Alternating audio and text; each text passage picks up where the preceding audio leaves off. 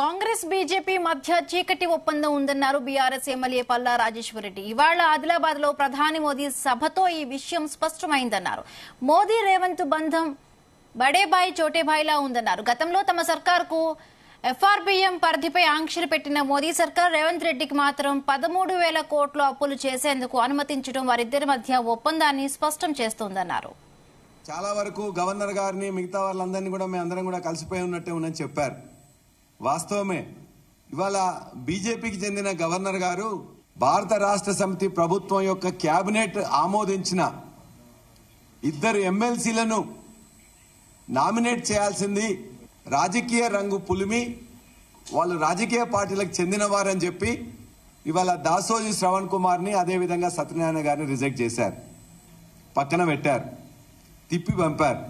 కానీ రేవంత్ రెడ్డి గారు ప్రభుత్వం వచ్చిన తర్వాత ఒక రాజకీయ పార్టీ స్థాపించిన కోదండరామ్ గారిని మరొకరిని మాత్రం వారు ఆమోదం తెలపడం అని చెప్పేసి వారి యొక్క ఫైల్ మీద సంతకం చేయడం జరిగింది.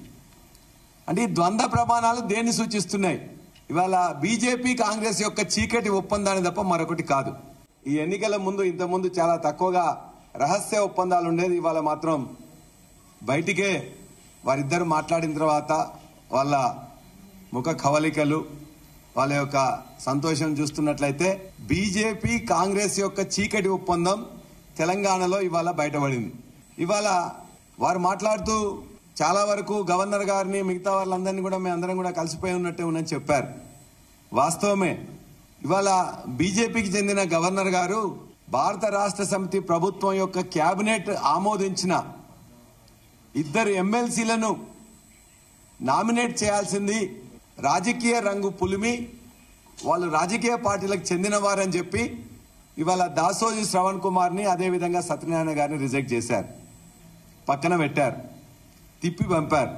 కానీ రేవంత్ రెడ్డి గారు ప్రభుత్వం వచ్చిన తర్వాత ఒక రాజకీయ పార్టీ స్థాపించిన కోదండరామ్ గారిని మరొకరిని మాత్రం వారు ఆమోదం తెలపడం అని చెప్పేసి వారి యొక్క ఫైల్ మీద సంతకం చేయడం జరిగింది. అంటే ఈ ద్వంద్వ ప్రమాణాలు దేన్ని సూచిస్తున్నాయి?